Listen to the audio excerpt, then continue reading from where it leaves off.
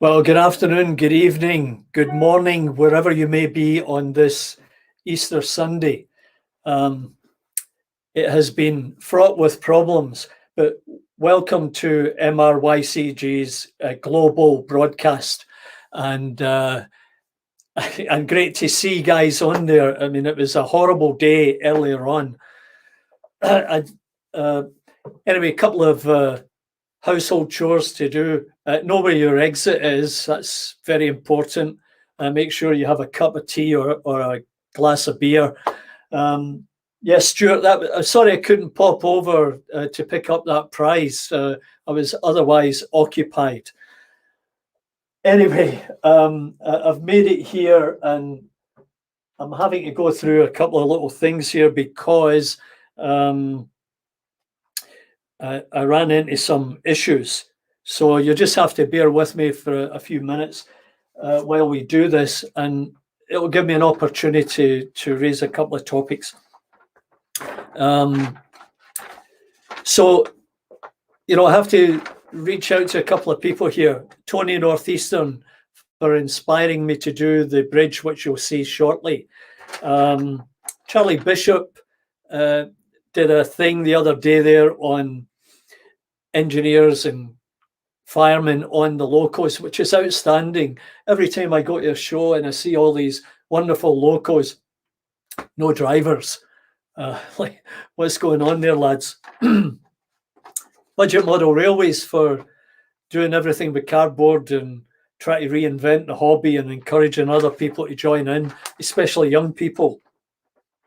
Chams123, you all know who he is. He helped me with my EM2, and I did a couple of tutorials along with him or after the fact. One of them being the R965 controller. Now, interestingly enough, that led to another type of controller which I purchased from the Chinese. You'll get a closer look later on. So things are really changing in the community. And yeah, it was a great variety. A great variety today with lots of stuff. Wardle Road, good evening. Thank you. And John Nutman. Yeah, John, thanks for the message. As I said, I was in a state of panic. It was unbelievable. And I ended up, see, I'm coughing. I ended up talking to myself for an hour. So this will be my second broadcast of the day. Who would have thought? Anyway, so I'm going to give you a little tour if I can, and then we'll get into running trains and do a few other things. So I just got to get a couple of cameras set up here because at the very last minute, something else went wrong. Couldn't believe it. Just my luck. And I was on to my director down in Los Angeles asking her for help.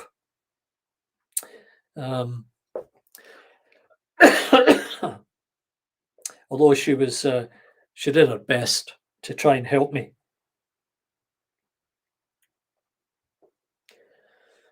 Anyway, I'm just trying to get this organized.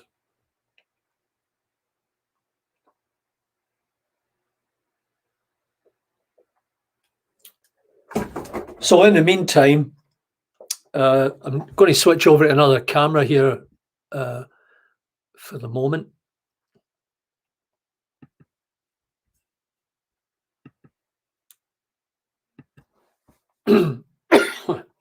So I'm on my Blue Yeti microphone, and I trust you can hear everything that's going on.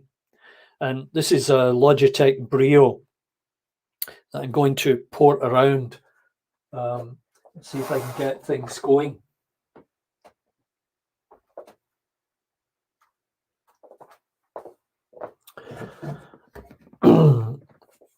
So there's a Blue Yeti, a beautiful thing. And for those of you who visited Partick Hill Station before, you'll notice that I've made a couple of changes, and this was all done yesterday. I ripped out the elevated section that I had in there, and I'm going to throw in some extra track, but I've put a piece in there just for effect for the moment. But you can see my Anderson hut there that was the bomb shelter, very common during World War II. Made that with those little tinfoil sheets.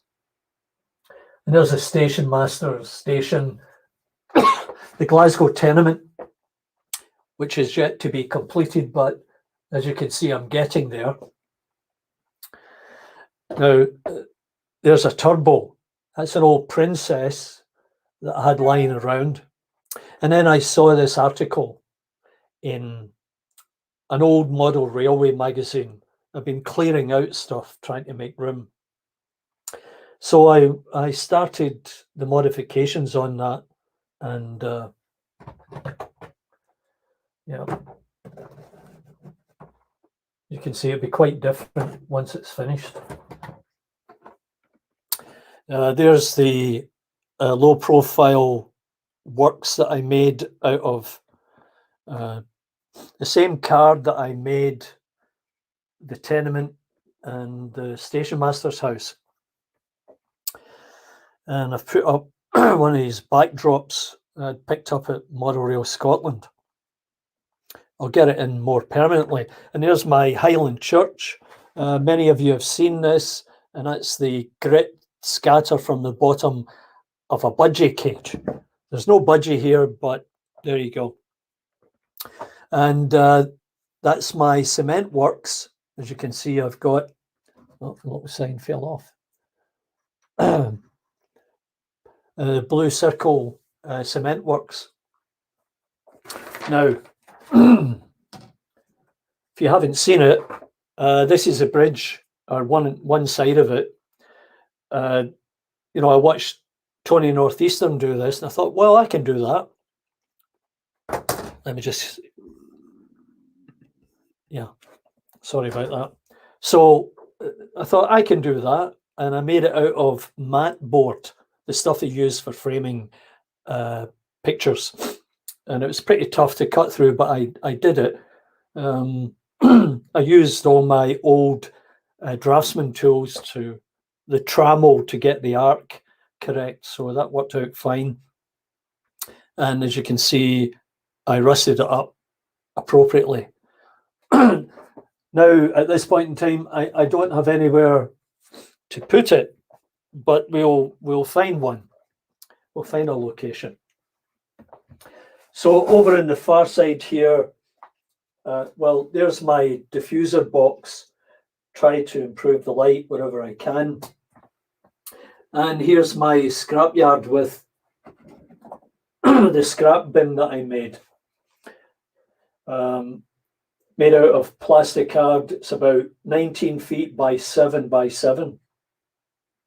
And filled with all matter of waste product, wheels, chains, etc. And here is my corrugated fence with the appropriate warning for trespassers. Once again, made from handmade corrugated plates. Moving along, once again, that elevated side has been removed, and there's one of the low-profile buildings I made, which was, sorry for the movement here. I'll just bring it over for a second.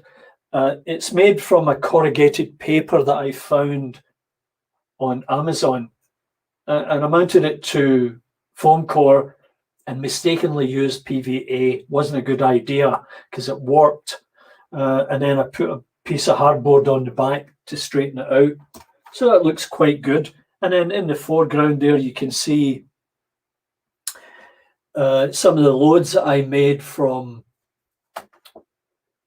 rollers that I removed from an old printer. So always be on the lookout for extra stuff for loads. And here is a nice little chain that I got, painted it up, appropriate size, I think, and that was from the dollar store or Michael's art store.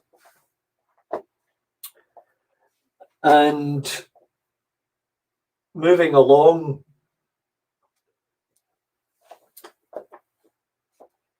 this is a new piece of concrete that I have in here. And I managed to pull this together last night in preparation.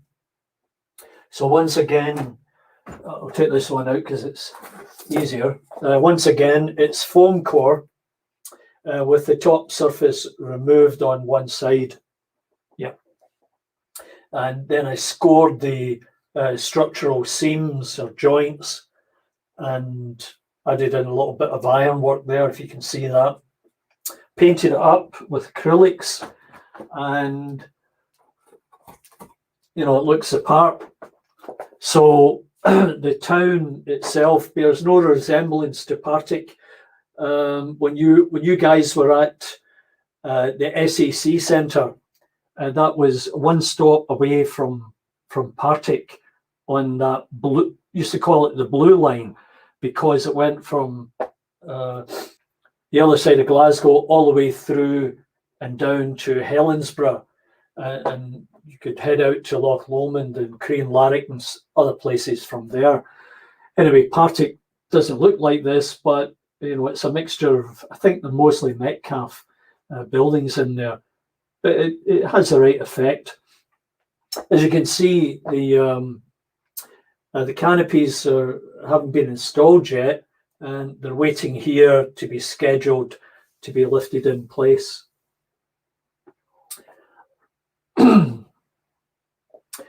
Anyway, so that's it for the tour. Sorry about the twists and turns, but we'll get organised. And let's see. Nice layout, Crossways. Thank you very much. I think that's Bernie. Yeah, thanks very much, Bernie. I watched your layout. That's a massive layout again. The story with this layout is I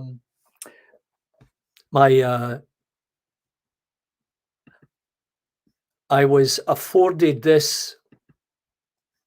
I'll just switch over. Yeah, I was afforded this layout by my better half when we moved into this house 26 years ago. And it was a big wide open basement, and I had great plans to have a big layout.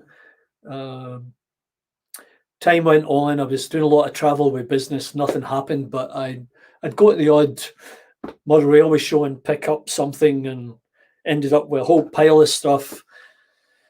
And then we got the basement finished, and my wife said, well, you can have this space here. So I'm eternally grateful to her. She who must be obeyed, you know what it's like. Anyway, let's get back to this. Okay, so we're going to try and bring something out while in the meantime I try to do this.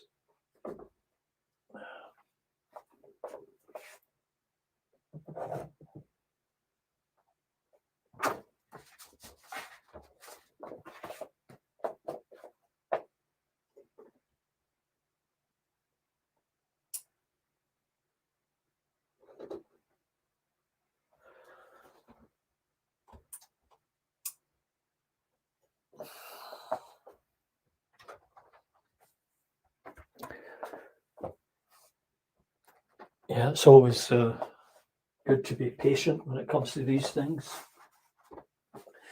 Just make sure everything's on here.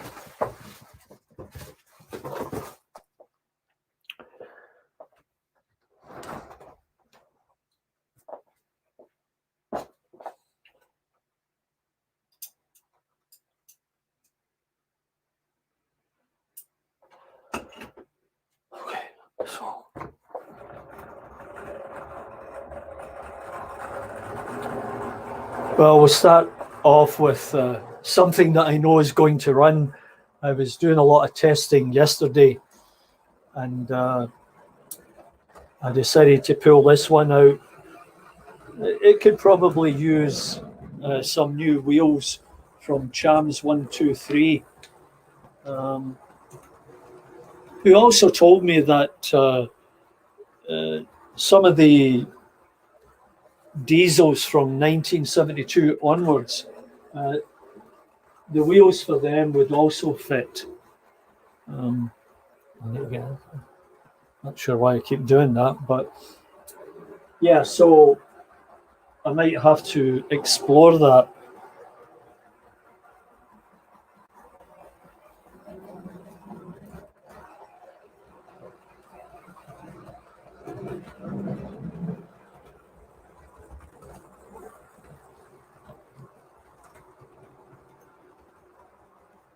I'm just trying to get another camera going here.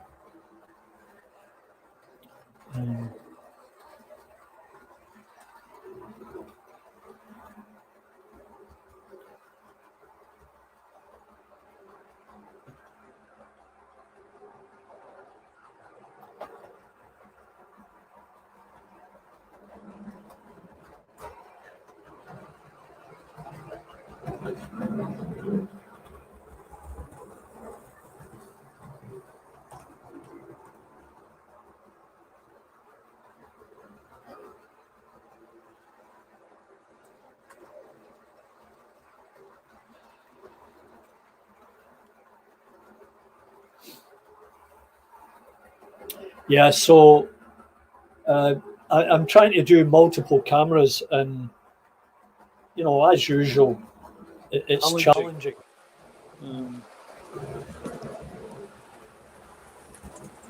But I've got that's okay. Yeah, you also got to watch.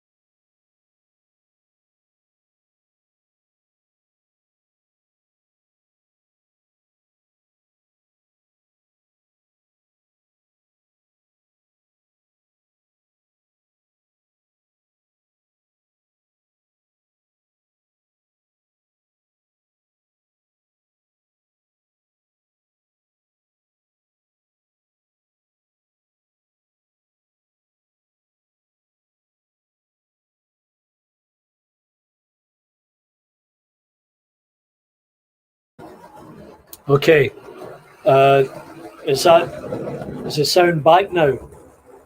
It's always very dodgy. Um,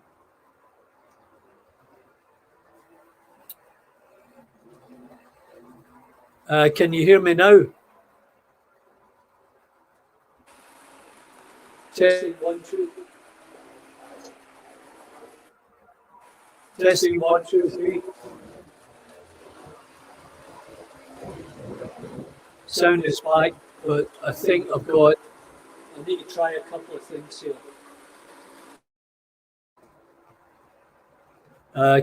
Can you let me know if that's okay? Yes, that's good. Thanks very much, Bernie. Always a problem. So I'll go over again what I was talking about with regards to the Class 81. John Champs 123. He demonstrated how you could take those old car carriers and make them run smoother without some of the problems that they've had in terms of stability. They would rock and roll on the track. So what John did, if I can see this, he changed out the wheels, and then what he did was he added a bolt, a washer, and a nut, and that stabilized the bogies. And then he put new wheels on it. So the new wheels, I didn't get the exact ones that he was suggesting because I think they were Lilliput and I couldn't find them. And if I could, they were extremely expensive. The Germans must have known that we needed them. So I found other suitable steel wheels on eBay or Amazon, whichever one it was, and they came from China, and that was fine. So, and they work perfectly. They're very smooth runners now, and that's good. Happy about that.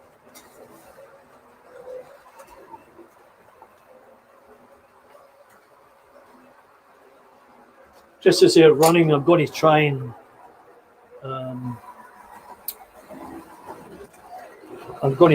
get this up to date now with the third camera.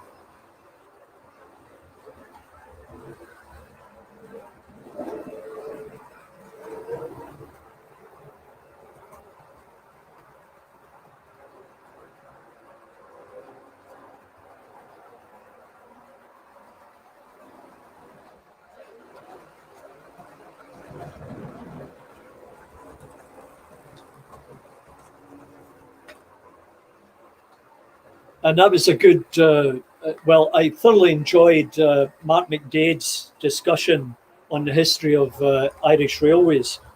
That was very entertaining. And also, I did see a show on PBS or one of these stations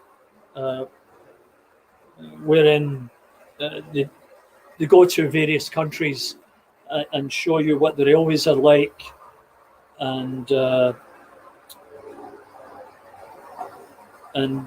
one of the stops I made was in Ireland,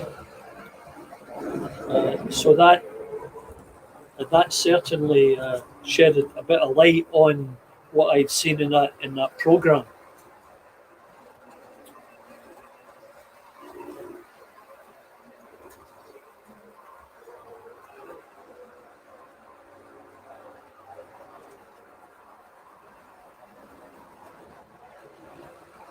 So, once again, all the locals I've got are DC, and it raises the whole discussion about whether you should go to DC. And I think I told you that I've got a Hornby Select digital controller, as well as a couple of chips, and I have to make a decision as to what I'm going to do with it. If I can make the quantum leap or not, and if it's worthwhile.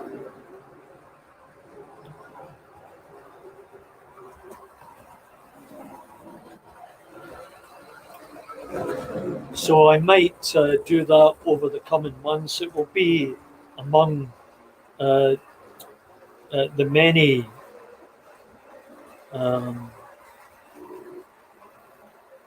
it'll be among the many things that I'm interested in doing and adding.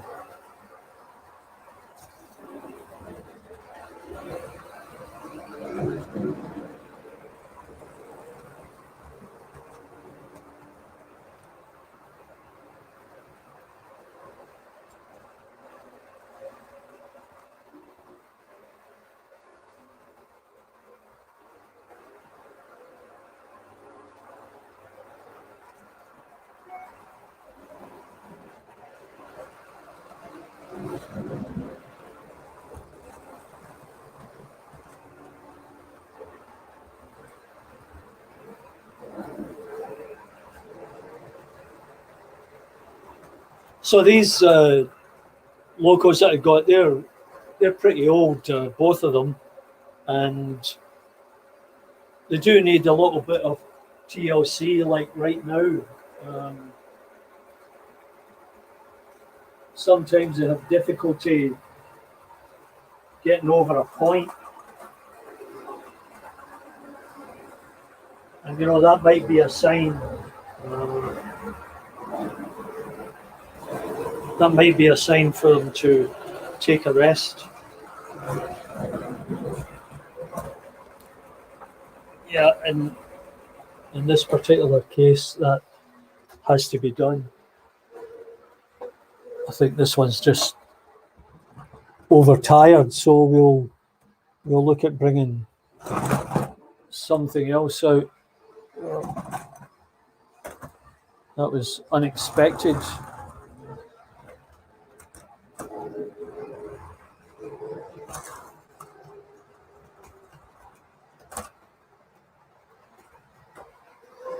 All right, just give me a second here, throw a couple of points, and then hopefully we can be on our way again.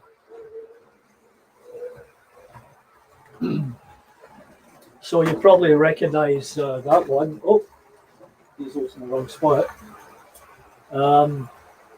So the story with this one is, I was at a show one day, and over in the corner behind this vendor setup, I saw this in a box, and I asked the guy, "Oh, is that for sale?" And they said, "Yeah." How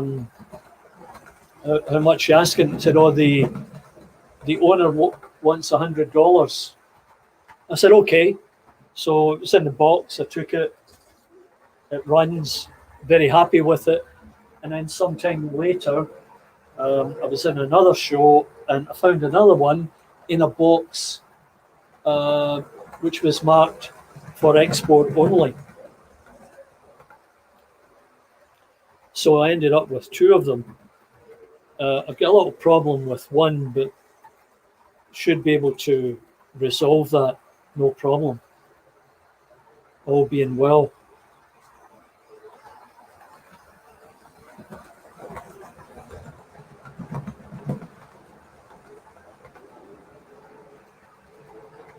Yeah, I had seen something about that, Rob, this LASIK company. Uh,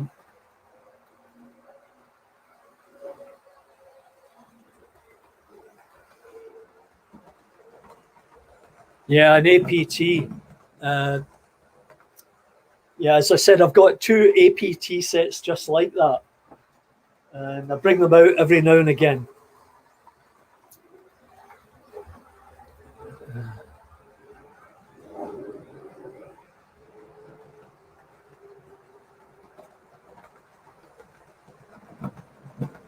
Yeah, the APT runs well and it looks good and it's very different from most of the stuff that you would see.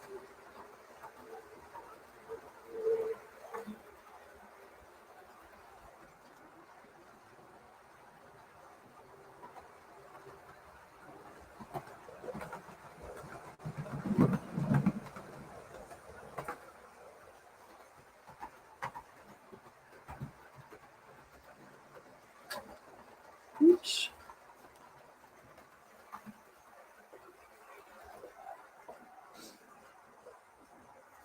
All right, so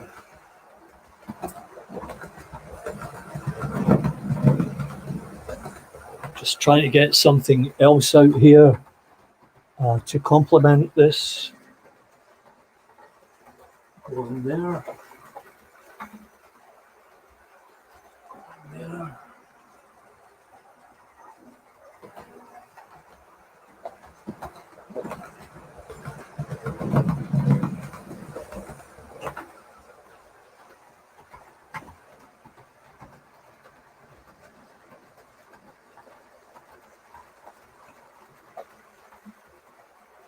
Yeah, I spoke for an hour earlier. Had a big long discussion with myself about all kinds of topics regarding model railways. Talked myself hoarse just about. Nope.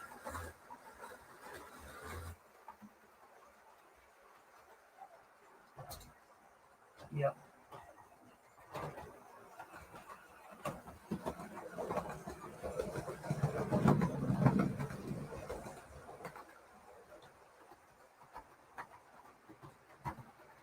Just bring this around a bit.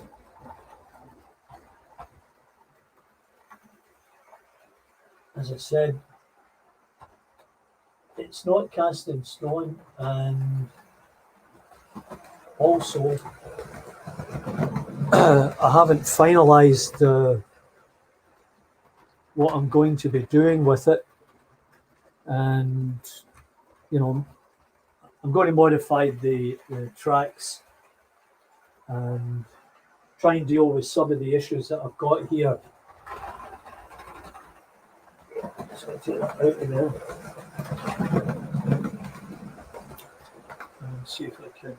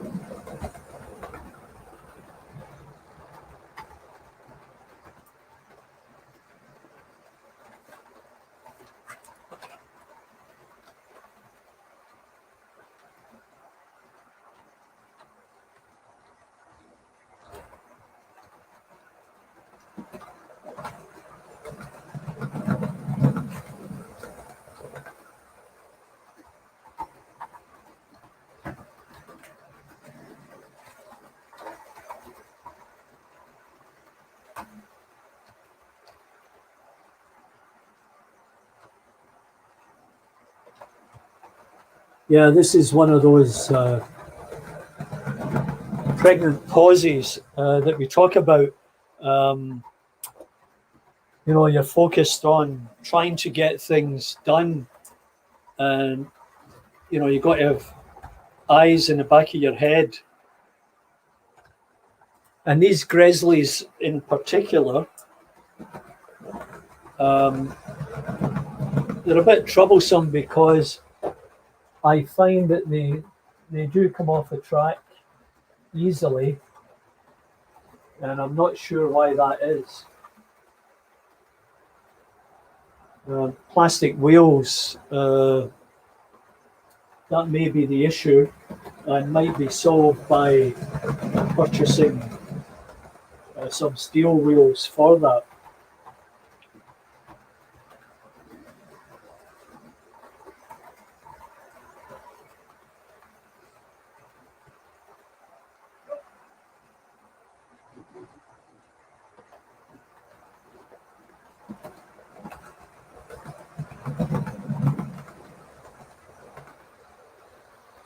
The other thing that I need to be looking at is isolating some of the track so that I don't have one track moving over the other, or local moving over the other, more like it.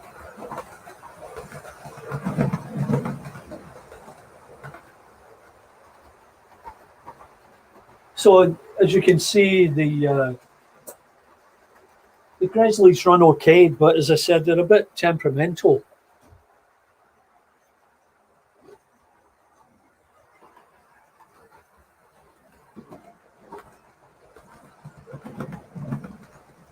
And I think the isolation in the, or lack of isolation in the tracks caused some of these other locos that are in the sidings to jump ready to go. Yeah, cheap decoders are fragile.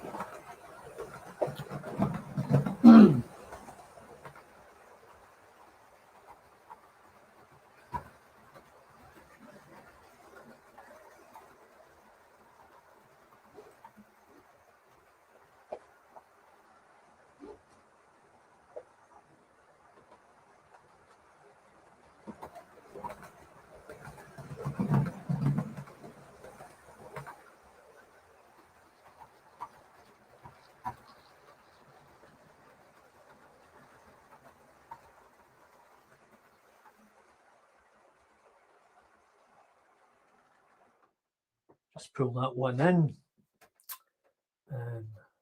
So what I've tried to do is just bring out as many as I can handle without having to drop everything and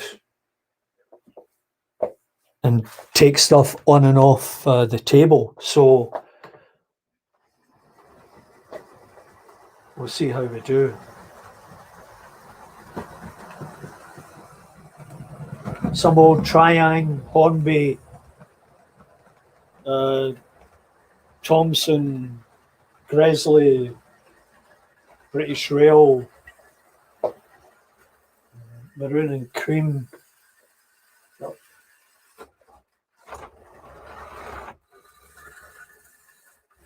Yeah.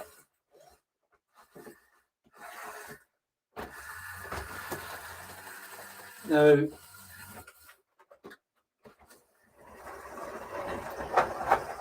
one thing I've wondered about is the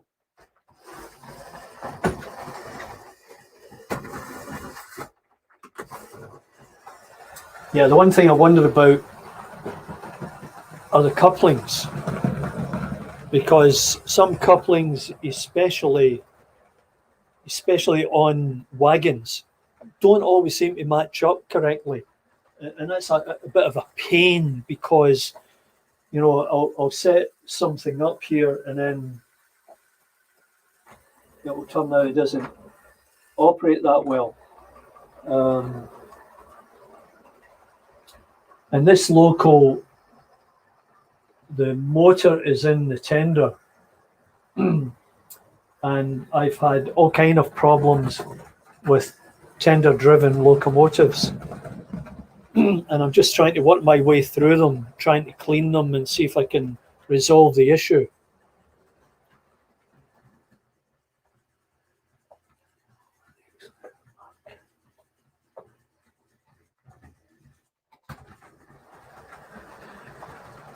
So I really appreciate you guys staying up to this time at night.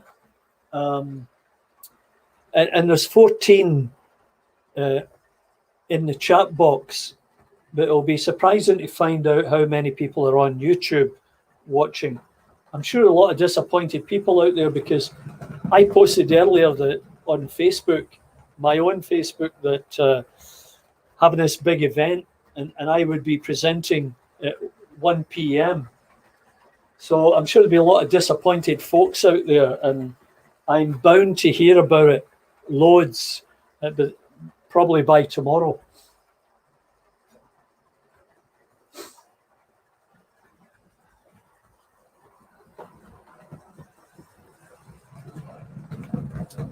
Let's see what else can be brought out here. I'll just go. Don't want that.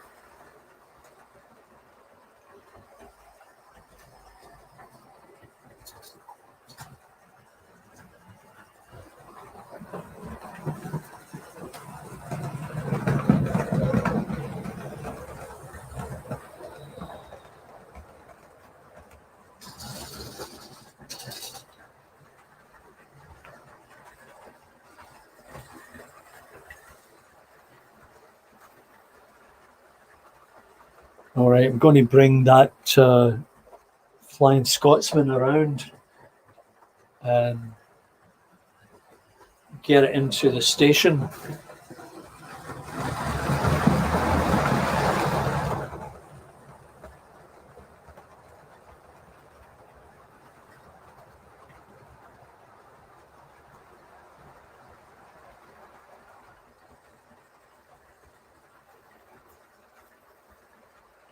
Okay.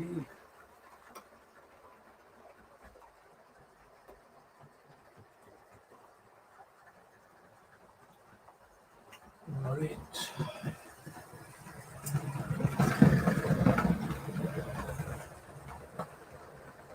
So the next one out here is an Airfix 4F. When I got it, the coupling was missing on the tender. So that's why it's going in the reverse direction. The one thing about this particular train is it should be of interest to Barry Davis, and we all like Barry Davis, are these three tankers here.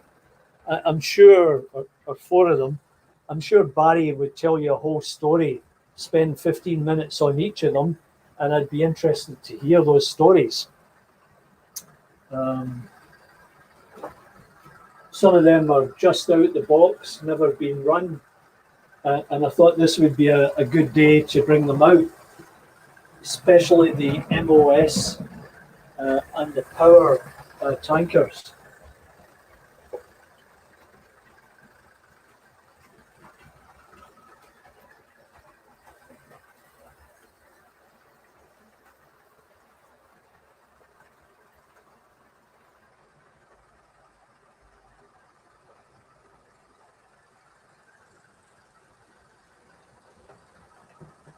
Yeah, thanks for dropping by, and we'll catch up with you at a later time.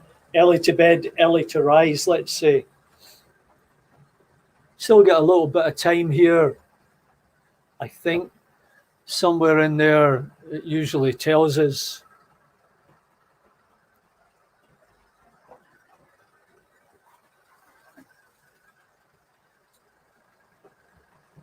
Yeah, I've got 15 minutes left.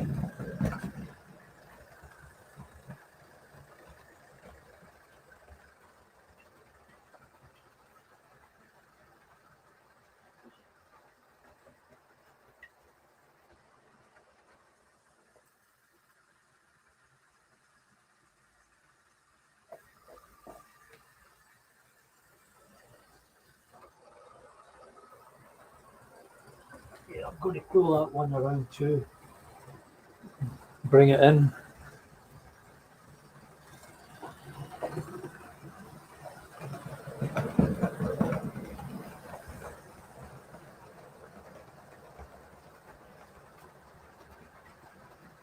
I'll let it go one more time around.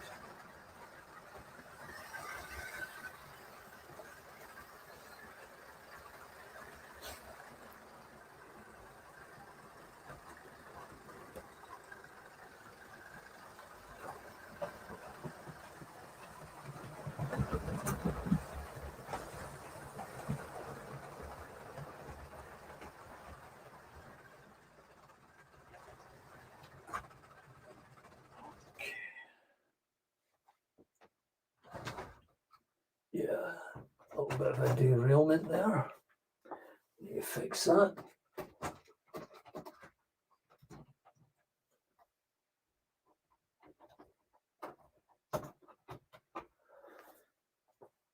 Yeah, that's a problem when you get something like this. If you can't stretch all the way over, that's an issue.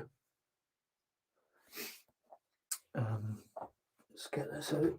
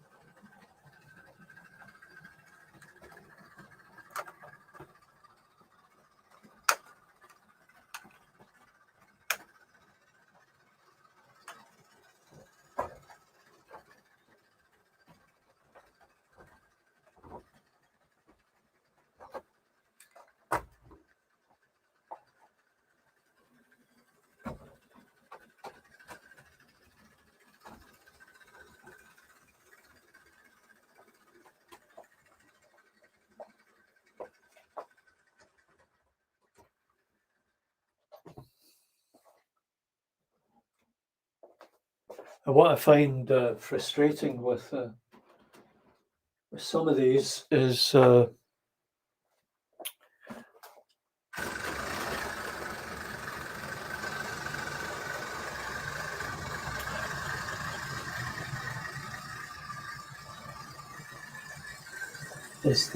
couplings. Now I've got an SPT class 158, and it does give me a bit of a problem trying to get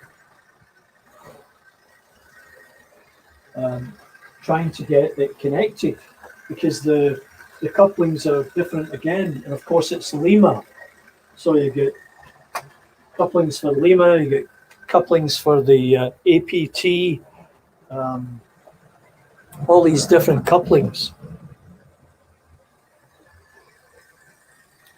So I'm going to have one last go at trying to get these connected.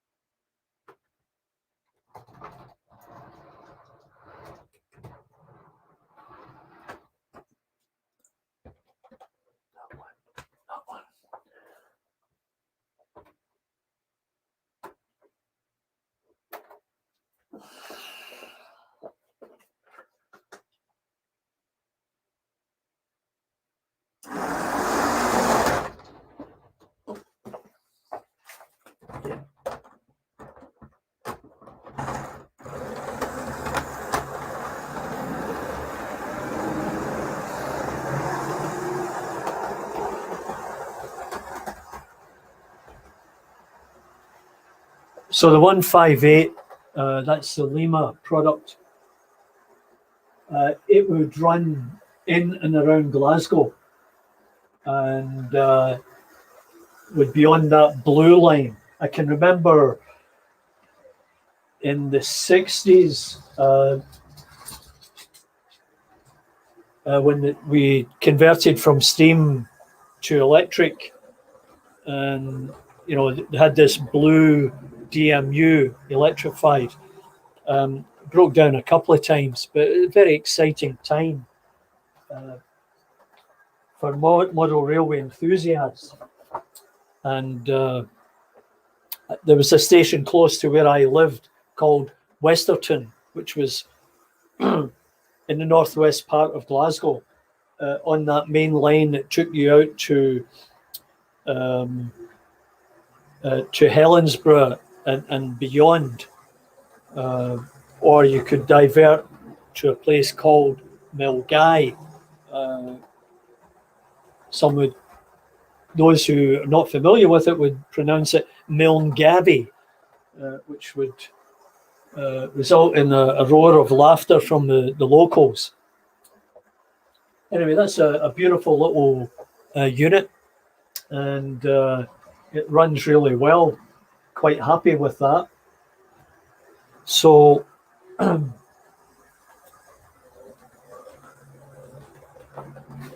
I guess I'm getting close to the end of this, and once again, I really appreciate the opportunity of sharing this with you.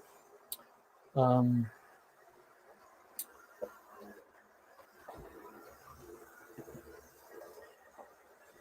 the unexpected happened earlier today, as I said, and not really sure what it was all about, but ongoing issues. I'd hoped to have a third camera in here.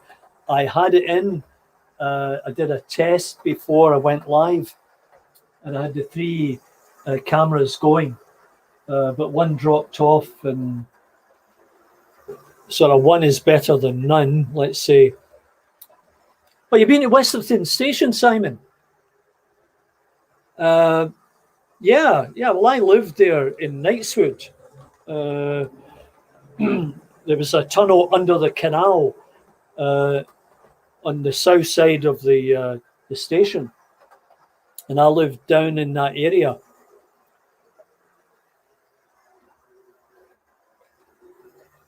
Yeah, Balloch Pier. Yeah. Small world. How did you end up there?